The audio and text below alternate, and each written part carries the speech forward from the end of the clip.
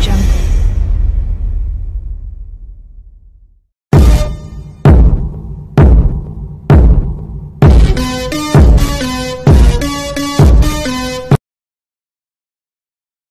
Shalom, soyez tous salués dans le puissant nom de notre Seigneur Jésus. C'est comme je le dis toujours, c'est le nom qui a été donné au-dessus de tout nom. Et si vous pensez et vous croyez, si vous avez une idée, une simple pensée, une certitude sur votre sauvetage, alors il est crucial et très important de ma part de mentionner ceci. Avez-vous pris votre baptême?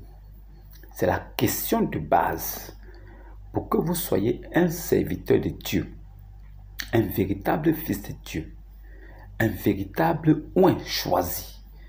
Avez-vous pris votre baptême au nom de Jésus-Christ? Le baptême chrétien se fait au nom du Seigneur Jésus. Alors, tout ce que vous faites, faites-le par action de grâce au nom de Jésus. Le nom de Jésus est toujours prononcé dans tout ce que le chrétien véritable fait. Pourquoi je le dis? Parce que le véritable chrétien, le chrétien enfant de Dieu, il a connu et il a su que Jésus est l'Éternel qui s'est fait chair et est rentré dans le monde. Alors, aujourd'hui, nous parlerons de cette affaire de Dieu qui s'est fait homme. Dieu s'est fait homme. Alors, Dieu s'est fait homme. Dieu s'est fait homme. Donc, c'est vous qui appelez... Donc, Jésus, c'était Dieu homme alors. Donc, Jésus, c'était Dieu homme. Non. Écoutez bien mes propos. Quand nous parlons de la Bible, parlons de ce qui est écrit. Ne croyez pas un instant, un seul instant, qu'un catholique est un chrétien. Un catholique n'est pas un chrétien. Un branhamiste, il n'est pas un chrétien. C'est quelqu'un qui veut faire un one-man show. C'est quelqu'un qui veut se faire voir en disant que telle viande est impure, telle espèce est impure, il ne faut pas manger ça, il ne faut pas boire ça. Non. Celui qui dit qu'une viande est impure, cette viande est impure pour lui, parce qu'il le déclare de sa bouche, mais qu'il ne dise pas que c'est impur pour Dieu. Car Dieu a dit, mangez de tout ce qui se trouve dans les marchés. Alors, dans les marchés là, toutes les viandes que nous trouvons, nous pouvons manger sans nous acquérir de rien, car notre Seigneur est le créateur de toutes ces choses. Alors, si lui, il nous a ordonné de manger ces choses, qui peut nous interdire de le faire? Des hommes avec une compréhension erronée des Saintes Écritures, qu'ils pensent que l'évangile est sorti de chez eux et qu'ils pensent qu'ils vont nous apporter une nouvelle doctrine où des femmes peuvent prêcher, où des femmes peuvent être apôtresses. Jésus de son vivant, qui est Dieu incarné, n'a jamais pris de femmes apôtresses. Il n'a jamais pris de femmes disciples. Il n'a jamais pris de femmes pour servir son ministère, pour être des prophètes. Jamais. Même Phoebe, même Déborah, prophétesse, elle exerçait le métier de juge. Déborah, prophétesse.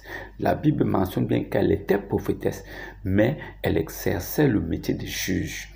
Alors, quel que soit ton niveau de popularité, si tu viens et tu dis de ta bouche que la femme a le droit de prêcher, nous avons le droit de te réprimander. Nous avons le droit de te reprendre. Nous avons le droit de te porter correction. Et il faille que tu sois un homme et un frère pour reconnaître ton erreur et demander pardon pour sortir de là. Car c'est la vérité de Dieu qui triomphe toujours. Si tu veux, tu l'acceptes devant les hommes. Si tu veux aussi, tu rejettes ça devant les hommes. Mais c'est cette vérité-là qui te jugera. Car Dieu dit que c'est le livre de Moïse qui jugera les nations, ceux qui ont vécu au temps de la loi. C'est de la même façon que nous qui vivons au temps de la grâce, c'est l'évangile qui nous jugera. L'évangile viendra comme le juste juge, car l'évangile c'est Jésus-Christ lui-même. Jésus vit dans sa parole pour que cette parole soit accomplie, puisqu'il est toujours vivant, possédant un sacerdoce intransmissible. il est vivant. Si Jésus était réellement mort, comme disent certains musulmans, que votre Dieu est mort à la croix, non. Si Jésus était vraiment mort à la croix, alors son sacerdoce serait transmissible. Alors Paul ne l'aurait pas dit ça. Paul l'a dit parce qu'il sait que Jésus est vivant au siècle des siècles. Maintenant, il s'est subdivisé en plusieurs esprits qui est déposé sur ces enfants que nous sommes. Voilà. Il remplit toutes choses en bon français. Alors, si vous êtes dans une communauté, là où on prend la Sainte Seine, seulement des galettes blanches, mais c'est le prêtre, le guide spirituel, c'est lui qui mange des galettes blanches et il boit du vin, sortez de là. Dieu n'y est pas, Jésus n'y est pas. Si vous êtes dans une communauté, là où il y a encore Jésus cloué sur une croix, le crucifix de Jésus est là. Jésus lui-même, il est encore dessus, avec un petit cache-sexe blanc. Si vous êtes dans une telle communauté, sortez de là. Jésus-Christ ne s'y trouve pas. Si vous êtes dans une religion où on vous dit que le vin est un péché, alors sortez de là. Le vin n'est jamais un péché et ne sera jamais un péché. Pour quiconque en fait excès, cela n'est pas bon et cela n'est pas sage. Donc n'en faites pas excès. C'est ça. Pour ne pas être vu comme un petit débile, un petit fou, même dans le quartier où vous vivez. Même en société, vous serez traité de personnes impures. Pourquoi? Parce que vous poserez des actes impurs. Non, le vin n'est pas un péché. Au contraire, le vin est un privilège que Dieu donne à ses enfants. Mais l'abus n'est pas bien. Celui qui en fait abus n'est pas sage. Comme de l'eau, celui qui boit de l'eau à l'excès, il n'est pas sage, car il peut se noyer dans l'eau qu'il boit. Maintenant, celui qui fait excès de sexe, lui aussi c'est un problème. Celui qui fait excès de sexe, lui aussi peut avoir un problème, parce que l'excès de sexe rend malade. Ça peut même aller jusqu'à tuer, causer un infarctus. Alors, celui qui fait excès de sel, ça veut dire que celui qui aime aller aux toilettes, à chaque fois il est en train de faire caca, il pousse carrément aux toilettes. Lui aussi, il risque d'attraper un hémorroïde et d'avoir des problèmes d'estomac ou bien de créer une douleur au niveau de son côlon. Pourquoi? L'excès de s'asseoir aux toilettes, l'excès de caca, l'excès de chiottes peut aussi rendre malade. Ce n'est pas bon pour la santé. L'excès de toutes choses n'est pas bien pour la santé. Écoutez bien mes propos. Aujourd'hui, je voudrais vous ramener à Christ. Pourquoi? Pour vous dire que les communautés là on baptise au nom du Père, du Fils et du Saint-Esprit. Dieu n'y est pas. Des communautés là où le prêtre partage des galettes aux fidèles. Il leur donne la chair, mais pas le sang. Ce n'est pas la Sainte Seine. Cette communauté-là ne vient pas de Jésus. Une communauté dans laquelle on vous demande de prier 5 fois. C'est en priant 5 fois que vous serez écouté. Et il faut monter sur un petit tapis avant de prier. Parce que le petit tapis là va te mettre directement en présence de Dieu. Ou bien une communauté là où on te demande de réciter chapelet. Tu récites des incantations en faisant « Je te salue Marie, pleine de grâce. Le Seigneur est avec vous. Je vous salue Marie, pleine de grâce. Le Seigneur est avec vous. » Celui qui est dans ça, il ne meurt pas en enfer. Il n'y a pas de sauvetage pour lui. Il est déchu de la grâce. Pourquoi? Il a pris Marie. Il a dit Marie est mère de Dieu. Alors qu'il vous montre un verset là où Marie est appelée mère de Dieu. Ça n'existe pas. Alors pourquoi ils le font? Alors, bien aimés, shalom, shalom, shalom, soyez tous bénis dans le puissant nom de notre Seigneur. Aujourd'hui, je parlerai de la parole. La parole de Dieu qui s'est faite chair. Aujourd'hui, là, je parlerai de la parole de Dieu qui s'est faite chair. Au commencement était la parole. La parole était avec Dieu. Et cette parole-là même était Dieu. Cette parole-là n'a voulu ni sacrifice ni holocauste. Mais cette parole s'est formée un corps. Il s'est formé un corps. Ce corps était prédestiné à venir mourir à la croix pour la rédemption des péchés. Alors, Dieu, comme il ne fait rien au hasard, il avait déjà prédéfini ce qui devait se passer. Après le péché d'Adam, Dieu avait déjà prévu que Adam devait pécher. Et après le péché, lui, il devait venir. Et en venant, il devait venir sauver son monde. Comment devait-il sauver le monde? Comment devait-il sauver ses enfants? C'est en venant mourir à la croix. Mais quelle partie de Dieu pouvait mourir à la croix, sachant bien que Dieu est esprit? Quelle est la partie de son corps? Aucune partie de son corps ne pouvait mourir. Il est esprit invisible. Aucun homme ne l'aurait vu. Alors, Dieu décide de prendre un corps. Et ce corps-là, c'est un corps humain qu'il a formé comme son temple pour y résider, pour être visible de la créature, pour que les hommes puissent palper et voir Dieu physiquement face à face. C'est ce qui s'est produit. Alors, n'ayant pas laissé sa position d'éternité, voilà pourquoi, n'ayant pas laissé sa position de Dieu, du Père éternel, il disait toujours, Dieu qui m'a envoyé, pour que les hommes qui sont là sachent qu'il est venu, lui l'éternel, mais c'est l'éternel qui l'a envoyé. Celui que vous dites adorer là, celui que vous ne connaissez pas, mais que vous dites adorer là, qui est l'éternel là, c'est lui qui m'a envoyé. Dieu, Dieu, Dieu, mais Dieu, mon Père, votre Père. Mais si c'est vraiment le Père de Jésus, alors quel est le nom du Père de Jésus? Celui qui dit que c'est le Dieu, lui là, il n'est même pas croyant. Je ne sais pas en quoi il croit, mais il n'est pas croyant. Dieu signifie sujet d'adoration. Alors, le Père de Jésus s'appelle comment? Celui qui dit Dieu là, il n'est même pas chrétien. Le Père de Jésus s'appelle comment? Je t'en conjure devant Dieu et Jésus.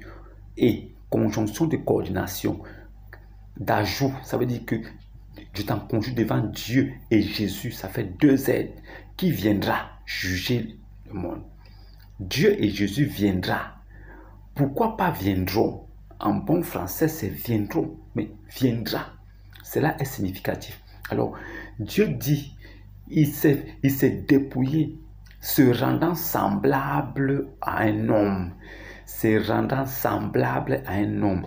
Quand on dit se rendre semblable à un homme, cela signifie qu'il n'était pas un homme au départ. Cela signifie qu'il n'était pas humain. Alors, il décide de prendre la forme humaine. Il se rend semblable. Faites attention au vocabulaire des mots et à la signification de ceci. Faites très attention. On dit il s'est rendu semblable. Ça veut dire qu'au préalable, au départ, au commencement, il n'était pas homme. Il n'était pas humain. Il s'est rendu semblable à un homme. Ça veut dire qu'il a pris la forme et l'apparence d'un homme. Il est rentré dans le monde comme un homme. On n'a pas dit qu'il est rentré dans le monde en tant qu'homme. Non. Il n'est pas rentré en tant qu'homme, mais comme un homme. Ça veut dire qu'il n'était pas un homme, mais il s'est fait comme un homme pour être semblable à nous. Il est rentré dans le monde. Écoutez bien ce que je vais dire. Vous qui lisez la Bible et vous courez, parce que vous avez l'impression que vous avez découvert la vérité. Et la puissance d'égarement agit toujours dans vos vies. Faites attention aux mots. Il s'est rendu semblable. Ça veut dire qu'au départ, il n'était pas semblable. Ça veut dire qu'au départ, il n'était même pas comparable. Mais il est devenu. Parce que lui, Dieu, il a le pouvoir de faire ce qu'il veut. Il a le pouvoir de prendre l'apparence qu'il veut. Il a le pouvoir de créer ce qu'il veut. Alors, il décide lui-même de devenir semblable. Pas d'être. Il n'a pas été semblable. Il dit, il a décidé de devenir semblable. De devenir semblable. Donc, il n'était pas comme, mais il devient comme. Pourquoi il devient comme? Parce qu'il fallait un homme pour racheter les hommes. Alors, étant esprit, il était invisible. Il fallait qu'il prenne un corps pour qu'il soit visible. Mais que ce corps-là soit le corps du sacrifice ultime qui peut sauver les enfants de Dieu, qui peut sauver ses brebis égarées, qui peut sauver les hommes de la loi. Parce que la loi avait été trouvée inutile et indigne pour sauver un homme. Du temps de la loi mosaïque, aucun homme n'a été sauvé. C'est pourquoi Jésus étant venu au temps de la grâce, Étant crucifié, il est mort quant à la chair, mais quant à l'esprit qui est Christ éternel, qui ne meurt jamais. Il est resté Dieu, mais ayant accompli lui-même son désir de venir racheter son homme, racheter sa créature qui est l'homme, il décide de venir. Il rachète l'homme par le corps qui s'est formé, par le corps qu'il a prédestiné avant la fondation du monde. Ce corps vient mourir parce qu'il a dit Dieu viendra lui-même et vous sauvera. Alors Dieu est venu lui-même, il est mort à la croix. Il a racheté son peuple. À partir de là, l'humanité est morte pour racheter le monde, mais le côté divin qui est l'esprit est resté toujours Dieu dans sa position de Dieu. Voilà pourquoi on dit Jésus à la droite du Père, comme pour dire que Jésus et le Père font un. Qu'est-ce que signifie la droite du Père? Où est la droite de Dieu? On sait que Dieu est esprit. Alors, quelle est la droite d'un esprit? Quelle est sa gauche? Puisque vous ne le voyez même pas. Alors, la gauche, la droite de Dieu est inconnue des hommes. Mais nous savons, si Jésus est la droite, il est la puissance de Dieu. Ça veut dire qu'il est la puissance manifeste de Dieu. C'est cette même puissance qui était au départ, qui était la parole. La puissance manifeste de Dieu à la parole de la création, à la force de la création. Dieu créait à partir de sa parole. Et c'est cette parole-là qui était la force de création. C'est cette parole-là qui avait le pouvoir d'amener à l'existence ce qui n'existe pas. Cette même parole-là, c'est elle aussi qui s'est faite chair pour avoir le pouvoir de sauver et de racheter son peuple. Ce même corps-là s'est fait chair. Ce corps, cette parole s'est fait chair maintenant pour racheter le monde. Il fallait un homme humain pour racheter un autre homme humain. Voilà pourquoi le sacrifice de Dieu est un sacrifice exceptionnel pour ses enfants. Parce que c'est le sacrifice qui permet à un enfant esclave de devenir enfant de Dieu, co-héritier avec Christ.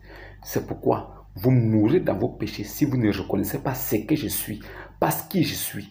S'il dit qui je suis, on dira c'est Jésus. Il dit ce que je suis, il s'est chosifié. Il prend une position en disant cela. Quelle est cette position-là? C'est pourquoi vous mourrez dans vos péchés si vous ne reconnaissez pas que qui je suis Dieu là. C'est pourquoi vous mourrez dans vos péchés si vous ne reconnaissez pas que je suis Dieu. C'est ce que ça signifie. Qui c'est que je suis? Tu es quoi? Je suis la position que vous adorez. Je suis Dieu. Faites attention à ce que vous sortez de vos bouches. Faites très attention. La profondeur de la parole de Dieu n'est pas ce que vous voyez. Ce que vous lisez de façon littéraire en courant. On a vu de faire, oh non, Dieu là, ça veut dire quoi? Votre Dieu là, c'est un homme, notre Dieu était un homme. Alors, votre Dieu homme qui est mort. On dit c'est rendant semblable à l'homme. Quant à la chair, il est mort quant à la chair. Quant à le corps qu'il a formé lui-même, un Dieu créateur qui fait ce qu'il veut, un Dieu qui décide et qui amène à l'existence ce qu'il veut, un Dieu possible et capable. Il a décidé de former un corps et que ce corps va mourir à la croix. Toi, tu es qui pour dire que votre Dieu est mort alors qu'on te dit que le côté esprit ne meurt pas? Tu sais bien que Dieu est esprit. Comment un esprit peut mourir? Mais tu sais aussi que s'il s'est formé un corps, ce corps peut mourir parce qu'il veut. Parce que ce corps meurt pour un but précis. Et c'est pour cela que nous sommes chrétiens aujourd'hui. Si nous sommes chrétiens, c'est parce que Dieu a décidé que ce corps-là, qu'il a formé avant la fondation du monde-là, vienne mourir pour racheter l'homme. Pour que nous, là, aujourd'hui, nous puissions être chrétiens. C'est grâce à cette mort que le mot chrétien existe. Si tu connais ces choses-là, c'est une bonne chose. Si tu ne connais pas aussi, continue à croire que Jésus là était un homme. On te dit un homme, on te dit Dieu, il s'est fait un homme. Ça veut dire qu'il s'est rendu semblable à un humain. Tu continues à poser des questions parce que tu es tourmenté par des démons, par des djinns. Mais on ne peut rien faire pour toi. Si on dit que quelqu'un se rend semblable à un humain, ça veut dire qu'au départ, il n'était pas humain. Si on dit que quelqu'un se rend semblable à une vache, ça veut dire qu'au départ, il n'était pas une vache. Mais qu'est-ce qui a fait pour qu'il devienne une vache? Et une vache, vraie vache. Qu'est-ce qui a fait que Dieu devienne un homme? Qui se rende semblable à un homme? Vrai homme, qui connaît la douleur, qui peut mourir. Mais est-ce que l'Esprit de Dieu qui en lui peut mourir? Donc si Dieu décide de se faire comme un homme, Ça veut dire que dans sa position de Dieu éternel, esprit, il forme un corps humain et il vient sur la terre. Ça veut dire qu'il n'est plus Dieu. Oh, d'accord. Donc, votre Dieu, c'est parce qu'il ne peut pas se faire un homme qu'il est Dieu. Ah, vraiment. Mais le Dieu des chrétiens, c'est parce qu'il se fait un homme qu'il peut se faire un homme qu'il est Dieu. Mais pour les musulmans, les abdouls, soumis sans foi, c'est parce que votre Dieu ne peut pas se faire un homme qu'il est Dieu. Bravo. Donc, on a ici deux dieux. Un Dieu des chrétiens capable, tout puissant, qui fait ce qu'il veut. Mais on a ici à côté aussi un Dieu musulman, incapable et impuissant, qui ne peut pas faire tout ce qu'il veut. Voilà pourquoi dans la sourate 33, verset 56, il prie un autre Seigneur. Voilà pourquoi lui-même, dans la sourate 33, verset 56, il prie son Seigneur Muhammad. Il prie sur Muhammad avec ses anges. Et il demande à tous les musulmans, les croyants, les abdous, oh musulmans, vous qui croyez, priez sur vous, et priez sur lui, et adressez-lui vos salutations.